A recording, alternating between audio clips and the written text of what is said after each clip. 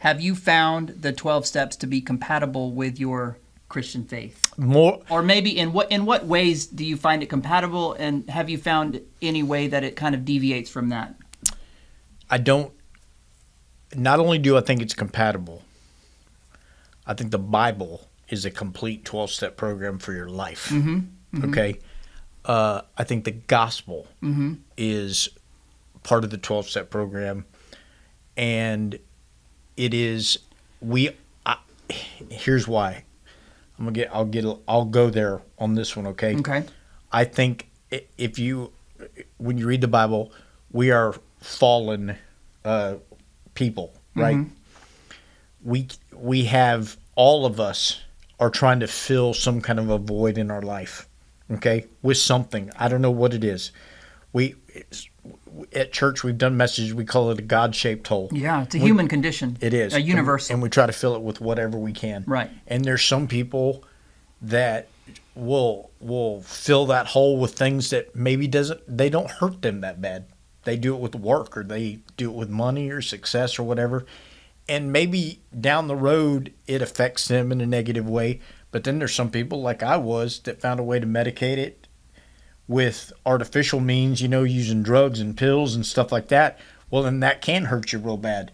So I think we all tend to want to fill that void in our lives. And the Bible talks about the correct way to do that, because here on this side of eternity, nothing is going to be perfect and nothing's going to be right. And we're searching for that because that's what we want. Right. And we have to figure out a way to be able to deal with things with face value. And I think the Bible is a great guidebook for us to do that. And I think a lot of the things in the 12-step line up just with that, about taking an inventory of where you've gone wrong before. The Bible may calls that sin. Talking about recognizing our habits that we get into, and being able to recognize when those things come up and temptations, etc. Then being ready to turn those over and not want to deal with those anymore, and then figuring out a way to keep that in front of us on a daily basis to where we don't fall into those traps again. It's all biblical. It's completely biblical. I think so too. I agree.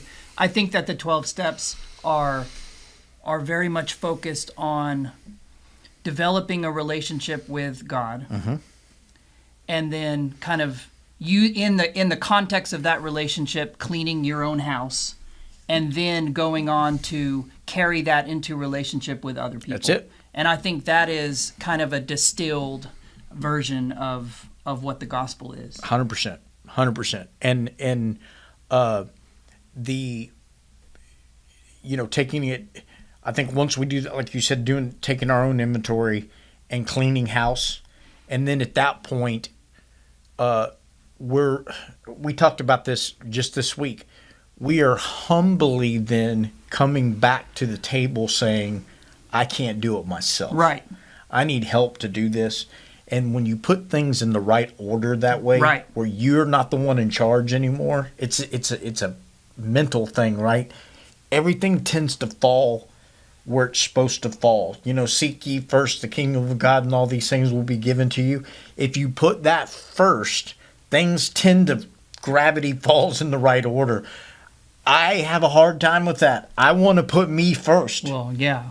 And when I put me first, things don't fall in the right order. Right. So it's not aligned correctly. It's not, and that's very biblical.